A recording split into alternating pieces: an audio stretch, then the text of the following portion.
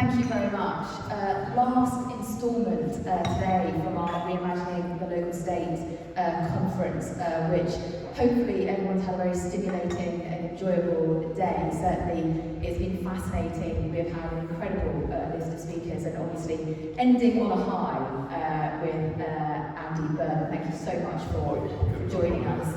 I'm going to have the privilege of doing an initial conversation with Andy to kind of get a little bit into some of the themes we've been talking about today, and then of course I will give ample time for you guys to be able to ask your questions, so you can be thinking about what you would like to know. We've had some brilliant questions so far from the audience, a really knowledgeable expert audience on this topic, so I will open it up. But Andy, you're fairly uniquely placed in the sense that you've obviously been a cabinet minister, so you've spent years in the heart of Whitehall in central government, and are now obviously leading one of the biggest regional local government areas, really dynamic area, growing area. How has it changed your perspective by becoming a metro mayor? And what would you have wanted, I suppose, thinking we've got, a kind of general election coming up not that far away, what would be your big message, having come and done this, to those people who maybe will have a Labour government, maybe will have a coalition government, whatever it is? What's the big message? The devolution is working, and it's probably the most functional thing about British politics right now. Non-controversial start there, but I think it's true. It's actually one of the few things that attracts genuine cross-party support. And there's precious few things around, isn't there, at the moment, where you can say, okay, well, everyone agrees about that. So we do about this, as far as I can tell. So embrace it, really embrace it. And I would say, you asked me about the difference between where I used to work and where I do now. I would say there are limitations to what you can do from a top-down perspective in terms of making change happen. The idea that you can change everything from Westminster was never true, and it's become less true over time. It was more true, I think, in a sort of post-war period where you could pull big levers and but it's really not true anymore. And the more we cling on to a model, an over-centralised model, the more we will fall behind actually as a country. I do get to travel in this job. You go to the US or you go to Europe, everywhere. Cities are driving on the change, bringing forward the new economy. And if our cities around England are sort of kind of half-powered in that sort of situation, then we're going to miss out. We're going to lose out. We're in the news today is all the stuff about green revolution.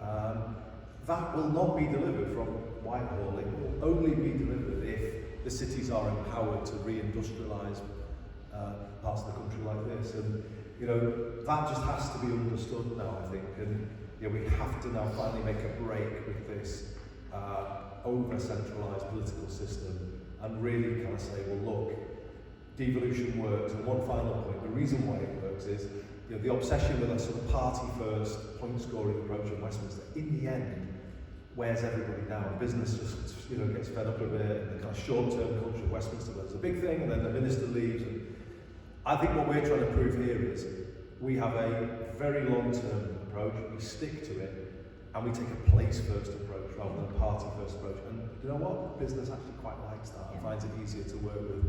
And I think there's actually a big lesson for Westminster and Whitehall from devolution, rather than them sort of agreeing to let us carry on. They should actually be saying, okay, this is how you actually make more long-term change happen in a way that lots of people can support.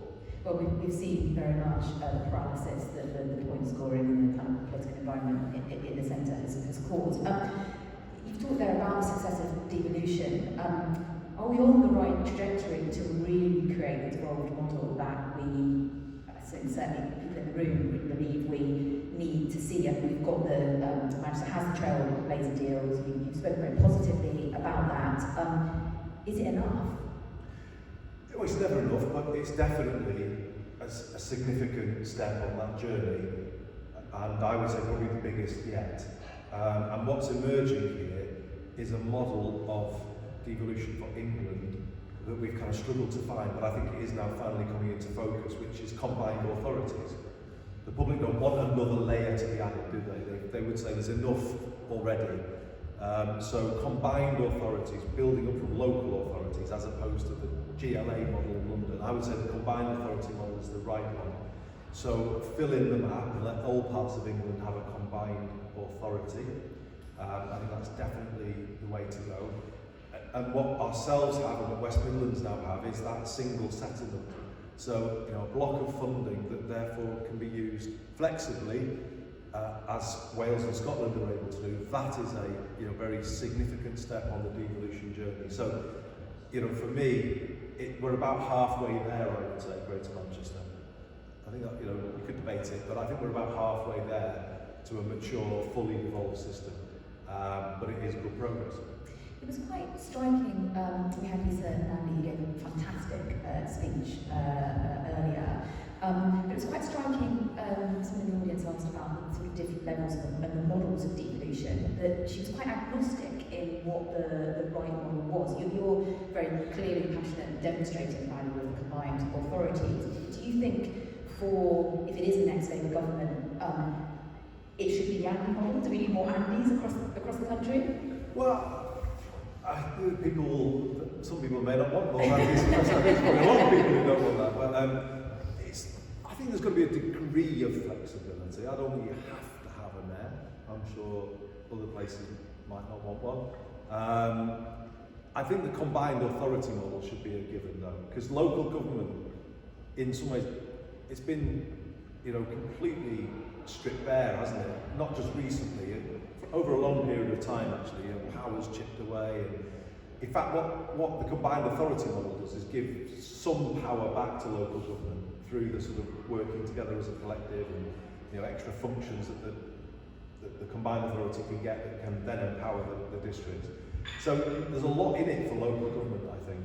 And I think we tried when I was around in Parliament in the early days of the Labour government around a regional tier of devolution, and it didn't fly, did it? And there's a reason why it didn't fly, because if we're honest, if we had a North-West Assembly, it would be accused of the same things, of ignoring this place or that place and being too remote and all the rest of it. I think in the end, Greater Manchester is an identity people can work with. It has that kind of sense of pride and focus, and it's the right building block, I think. So combined authorities everywhere, but then I think a degree of flexibility as to mayors or not mayors. One of the things we also had Bev, who you obviously work very, very closely with on the panel this morning, and she did raise this question about whether there was a risk of creating mini Whitehall. So we're frustrated with Whitehall. People feel very disconnected from it. We've seen that a lot. Is there a risk in having that, not necessarily regional level, but even at the combined authority level, that we do create something which people still feel a bit disconnected from? Because it's a big difference between your local neighbourhood and the people you know there and kind of the relationships you build, and then something which is several layers above. How do you stop that happening? How do you make sure that Greater Manchester identity is actually something that's valuable to someone wherever they are in that? Yeah, it's a really good question. I did think a lot about that when I came in as mayor. I guess the answer to the question is make full use of the opportunity to do with people rather than do to people. With the best will in the world, Westminster really can only do to and can impose. And that is a kind of change that is always going to be less supportive than a done with type of change. So I would say, the best way of approaching this is to make full use of the opportunity to build from the bottom up. Bottom-up change is better change because you can involve more people in the development of the direction of travel. And so how have I done that? Well, I started on homelessness. I built a homelessness action network, which was a way of connecting all of the organisations, big and small, involved in tackling homelessness in Greater Manchester, getting everyone involved in that common cause of really bringing down levels of rough sleeping, which is what we did. So on top of that, we built a food security action network, a digital inclusion action network. We have equality panels that bring voices in from all of our our communities. So, and I think other combined authorities do something similar. So absolutely, you can involve a lot of people in building the direction of the city region, and I think we're doing that. There's always more you can do, but I definitely think we've got a do with rather than do to model in Greater Manchester. And there's a challenge even in Greater Manchester probably I guess the furthest on in the sort of the devolution vision, the local government or local state vision. But clearly there are still big challenges, and I guess one of the things that would be interesting, and we've touched on a bit today, is how you ensure that the benefits of having a local state, that kind of model, as you say, this sense of identity and pride, and being able to make decisions much closer to citizens and get that right for local populations. And yet you can sort of see how incredible Manchester city centre and the growth, and yet if you go slightly down the road, it's a classic question, isn't it? Slightly down the road to Oldham, and there's much higher levels of deprivation. Ben was saying Manchester's third highest child poverty rates because of the challenges obviously that you face. How do you make sure the benefits of this model really accrue to everyone in the area? Yeah, it's something that can't be done overnight, I think. So, I know kind of Lisa's raised the question in the past about, is it really about the city, or is the town going to benefit from this as well? And it's a fair question, but I was stood on the top of the new Stockport interchange last week on the roof of it. So it's not open yet, but the mini skyscraper in Stockport town centre, and for those who live in Stockport will know it's undergoing a major transformation through a mayoral development corporation, over which there was a lot of transparency, shared by the great Lord Kerslake, and I mean the great Lord Kerslake, because he's been brilliant to us, and really helped us. But I was on the top of that building, looking at the dramatically changed skyline of Manchester city centre, and I think that is the biggest example in England of how a vibrant, resurgent city can start to lift the proud English towns around it. And the former leader, Elise Wilson, of Stockport, was always fond of saying that Stockport is Brooklyn to Manchester's Manhattan, and I think her words are becoming increasingly true all the while, but it really is true. And I think we are now looking north to Oldham, Rochdale, and the Atom Valley project we have up there. I think you will find that what I hear a lot is that graduates are coming here and staying here, and there are flats you can afford in the city centre of Manchester that you can't afford in the centre of London, and that's a reason to come here. But for those, let's say, more 20-somethings, they may say, well, I will live in Stockport, right, that's fine, because it's only 10 minutes. Or increasingly they're looking at places like Farnworth, where there's a big regeneration going on, or Rochdale. So I think we're showing that this can benefit everybody. And just to touch on transport, which you probably know is a bit of an obsession at the moment. I think we should congratulate you for just becoming chair of the Northern Rail North Committee, I know. I didn't point and chalice for this, I think, rather than congratulations. But I think the thing I was thinking the other day about the B network, obviously, which you know is, what's the cold place on? It's all yellow, it's all going yellow for sure, and that's going to happen soon as we take control of the buses from September. I don't think there was anything I could have done as a minister in Westminster that would have as much impact in people's everyday lives as what we're about to do on transport, because on every street, in every part of Greater Manchester, it's going to change, and it's going to be cheaper, and it's going to be better, and that will help Oldham, that will help Rochdale, that will help Lee, that will help Radcliffe, so that's the identity of the city, the B network.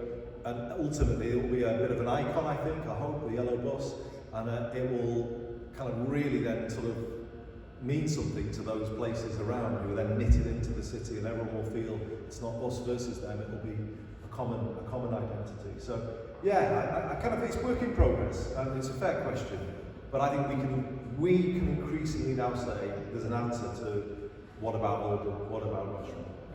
And how far, to really go that next phase, how far do you need still, I suppose slightly to come back to my original question, but thinking about some of those areas, thinking about things like child poverty, where there's still probably a lot you can do, but you don't have all the levers. So I'm thinking things like the welfare system. You have no control over that. You still have job centre pluses, which are kind of a national universal model. You have great additional programs in that. Just that core funding is still coming down huge amounts. How far actually would you want to say we need to accelerate this, and we should be getting not just bringing together the pots that are already available, but actually being much more ambitious in devolving? Yeah. So we do have a measure of, if you like, DWP, devolution in Greater Manchester, and it's had much better results than the top-down approach. And I think on an issue like that, helping people back to work, my God, a bottom-up approach is going to get you much more results than a tick box, top-down, computer says no approach for certain. And well, we can prove that. It has done. And Andy Hollingsworth is here, who helped negotiate our devolution deal, and we took that evidence to the government, and I think some resistance. I would say a lot of resistance. As someone who's worked in DWP, I would say a lot of resistance. Yeah, because I think I think DWP increasingly shows the kind of benefit of devolution. Yes. In how can you do something as complex as get somebody back to work by almost sort of like this slightly labelling, slightly dehumanising, demotivating thing, making everybody feel they're being punished and stigmatised. The way you get people back to work is if you build people up from the bottom and say, no, come on, we can get you back to work. What do you need? Personalise it, and yeah, no surprise, that actually works better than the sort of the top-down approach. Or take an issue like technical education, which I've been talking a lot about recently. This is why devolution is not just desirable, it is essential. If you want to fix an issue like technical education, you cannot do it without devolution, because the needs of the economy differs from one place to another. So if you try a one-size-fits-all approach, to the extent that there is a policy on technical education at a UK or an England level, it still won't work, because it will hit the fact that it's not designed for the place where it's trying to be implemented.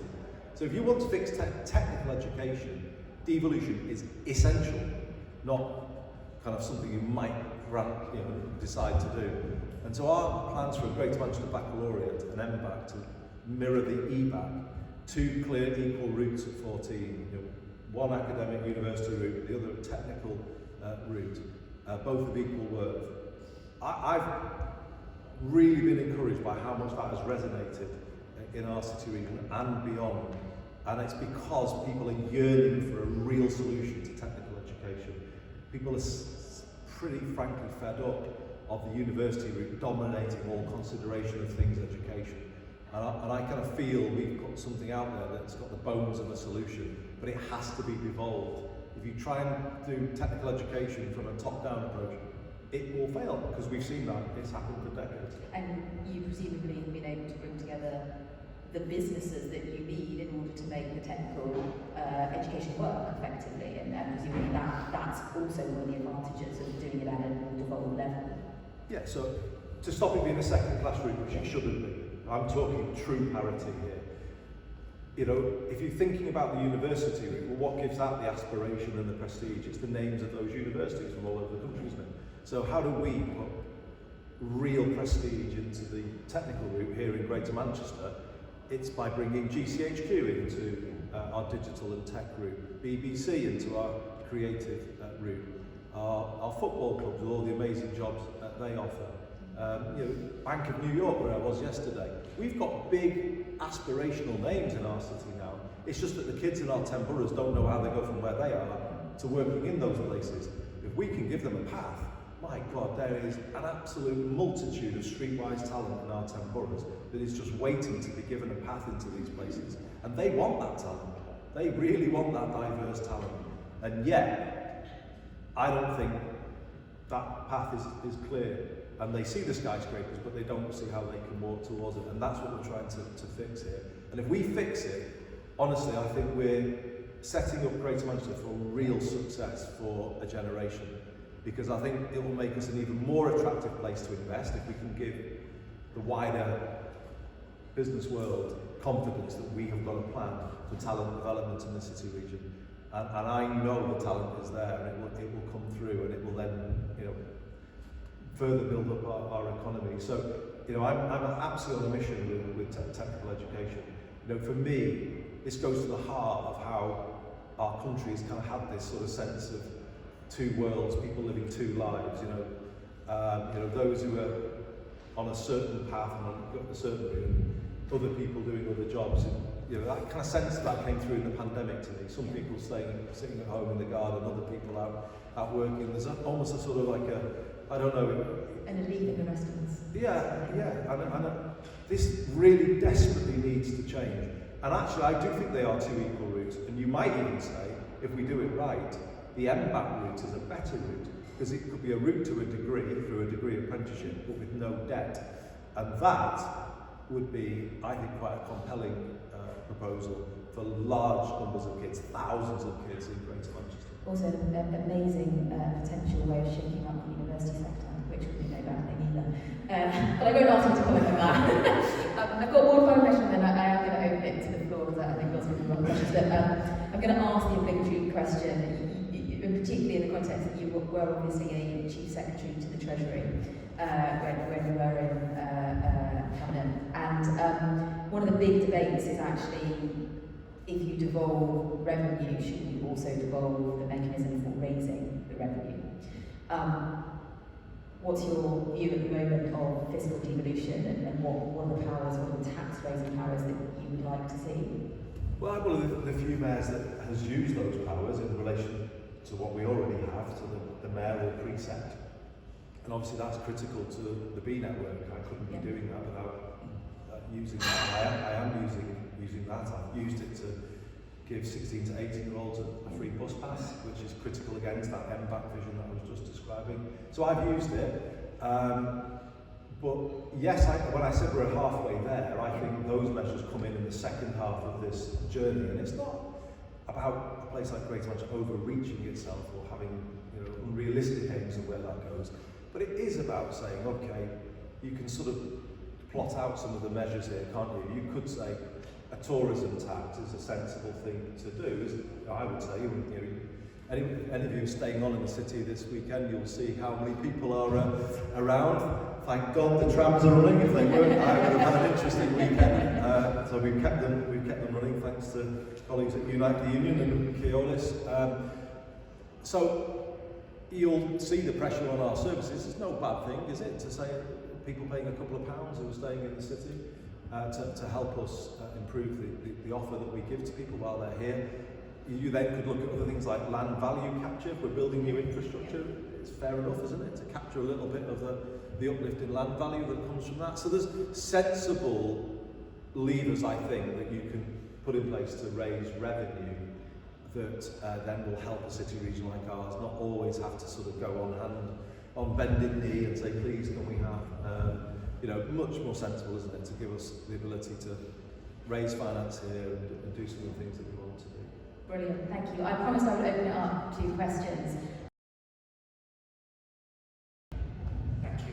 Human University of Manchester. I just want to preface this question by saying I am pro devolution. It's what I've researched right now. But there is a risk that devolution ends up with places competing against one another to attract businesses, to attract skills. And actually, Greater Manchester, like other big cities, will probably win that competition. But how do we prevent that emerging as English devolution develops? Thank you. Yeah, it's a good question. And just to say, because we touched on universities before and reform, I can only say that I've had amazing support from our universities. University of Manchester, MNU, Salford, Bolton, and UA92. You know, the added value you put into devolution is hugely appreciated. And you know, I just wanted to say that. In terms of that point about competition and you know, can we waste? We all as mayors actually hate those competitive processes. You know, we had it for Channel 4 and then Great British Railways headquarters and obviously Eurovision. They are so wasteful of everyone's time. We would rather the government had said, oh no, that would fit best there, just put it there. And actually, as it matures, devolution in England, I think what we're finding is becoming much more collaborative than it's competitive. The M10 is actually quite a highly collaborative body, the 10 metro mayors. I'll give you an example. The government's brought out this policy of investment zones, and we were all talking about it recently in a meeting, and we all kind of started to agree, well, there's probably going to be overlap between our plans in different places. We're looking at advanced manufacturing, advanced materials up at Atton Valley and Oldham Rochdale, and obviously there's an advanced manufacturing research centre in Sheffield. So let's start to think about how these two investment zones might work together. Or life sciences, where Cambridge have an incredibly vibrant life sciences sector, but they struggle for space, lab space.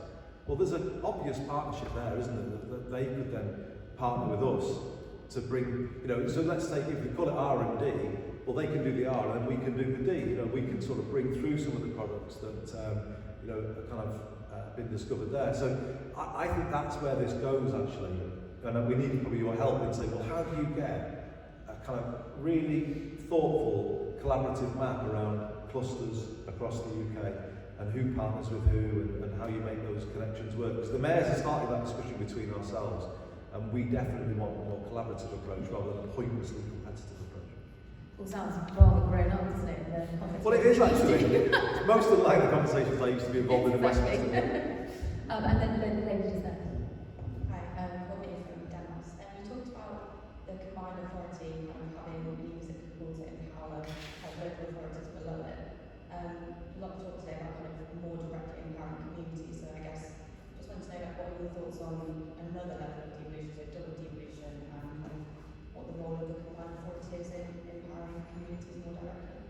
Yeah, that's a really good question. I mean, just as a principle, we involve people with lived experience in our work. So there's 2 or 3 people on our homelessness programme board who have slept rough. There's lots of other examples across the combined authorities work where you can see examples of that principle. And on a more macro level, I go back to the thing we're doing with buses. I keep talking about public control, but I want it to really mean that, the public being more in control. So the way we've constructed our model of bus franchising here is to make sure that the public have the ability to hold the bus operators to account. What I mean is, if you're at a bus stop in Greater Manchester this morning and it goes right past you, it's late or it doesn't turn up at all, there's literally nothing you can do. You're totally disempowered in the deregulated system. We've designed our franchising system so that every quarter there's a payment that's discretionary based on customer feedback and complaints. And we're going to push this really hard now. These buses are accountable to you. They haven't been for 36 years, but they are now. And if you want to hold them to account, use these. We're going to have a B network app that's going to be launched soon. That's going to have easy ways in which people feed in information that will be used to have those conversations with the operators to decide what their remuneration is. So that's an example of how you can use these processes to empower the public's voice. What I do know is in the world we've all lived, the privatised rail world, the deregulated bus world, privatised utilities, actually the consumer voice is getting completely lost in that kind of world. And I think combined authorities are almost kind of rolling back some of those reforms and getting true public voice back at the heart of some of these essential industries. Thank you. Other questions? Yeah. Hi, my name is Jennifer from the LGA.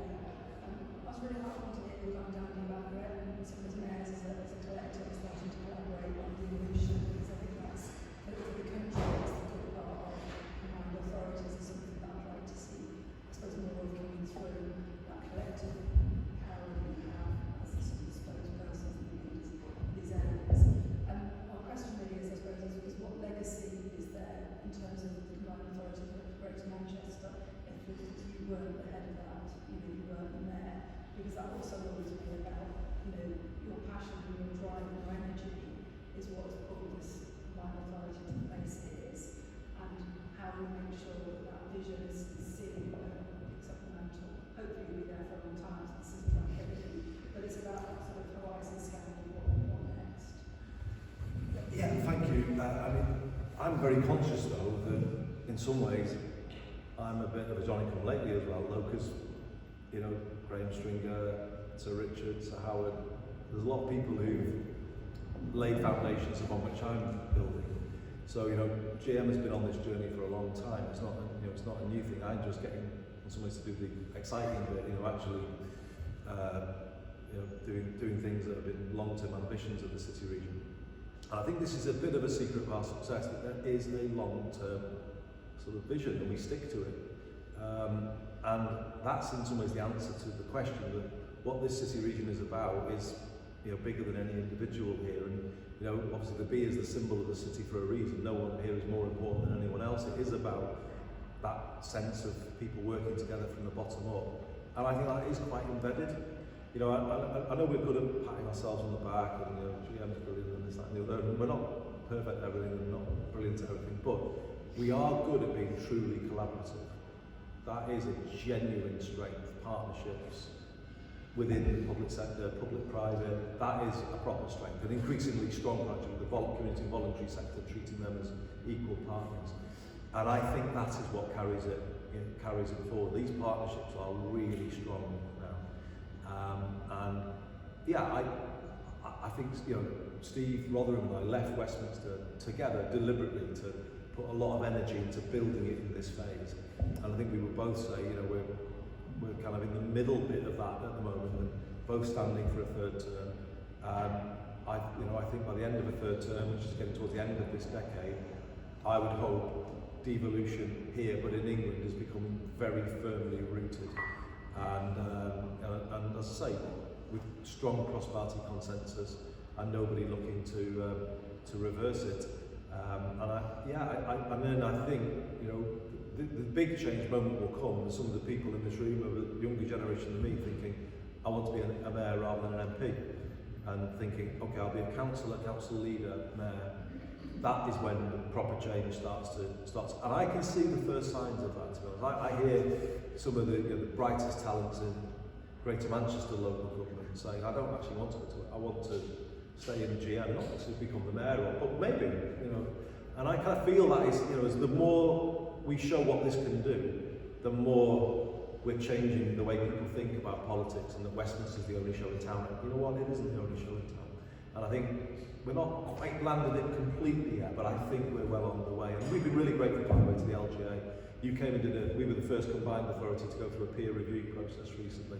And I think all of this is part of building that confidence, isn't it? And building that sense of a permanent sort of layer of government here that, as I said at the start, I think is currently the most functional layer of government in the UK. And certainly I think the national profile actually that a lot of the mayors have also hopefully will help with that idea that this is a really attractive career path and you don't need to go to, I mean, let's face it, most people haven't heard most about bench MPs, so why not go down this route, because actually you can see the impact, the influence, the ability to change things very tangibly in a local area, which you and the other bench mayors have really shown.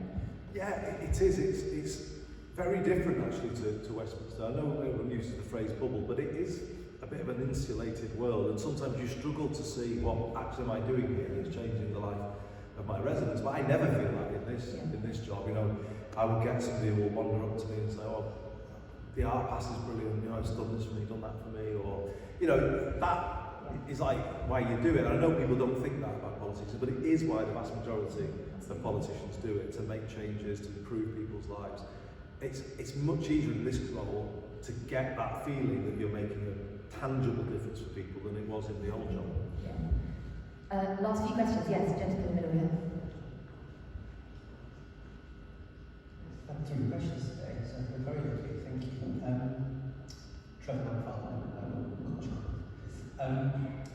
Two questions. The first one was about how you see the combined authority and the new integrated care partnership working. So this is a new reorganisation of the health and social care. Because I think a lot of people are interested to see where that goes next, and it'd be good to know where you see that here. And then secondly, on culture, which is a question I have to ask, which is about there is a section in Trailblazer Deal about culture and the intention for devolution in in that space. But what does that look like for you? Do you think that places like Greater Manchester and the combined authorities want more spending power, want to have more of a say on what gets funded locally, for example, and when those strategic funds that are associated with that get spent? So I guess what does devolution of culture look like for you? Good questions. Thanks very much, Trevor. On your first question, I think what the new NHSGN, the integrated care system here does is it entrenches basically the devolved model that we were developing. In many ways, I think what's gone around the country is something that we had. So everywhere's got the ability now to have a more close and devolved arrangement where there's a tighter relationship between health and local government. So in our case, Mayor Paul Dennett is chair of the Integrated Care Partnership. People will know that Sir Richard Lees has moved from Manchester City Council to be chair of the Integrated Care Board. You know, those are really important appointments for us because it then really brings in that different dimension to health of thinking about homes and communities, the local government mindset. And what does it mean? Here's what I think it means, and this is a former health secretary speaking. I think it means a paradigm shift in the health service, potentially, of thinking social first rather than medical first when it comes to supporting people to improve their health every day of their life. You know, we're talking about a Live Well scheme in Greater Manchester. You know, we are talking about music therapy being something we might start to arrange centrally and sort of become much more structured about in terms of, you know, making sure those therapeutic benefits of music with regard to dementia or something else are widely available across the city region. That's obviously with all the other things that come with the health service, but that is what it could mean, that you think differently about how you support people every day with different interventions other than antidepressants. And I think we're developing that thinking in quite a serious way. On the second part of your question, yeah, there is a bit in the Trailblazer that we had around devolution of culture. I think I would put the main thing back to the MBAC actually.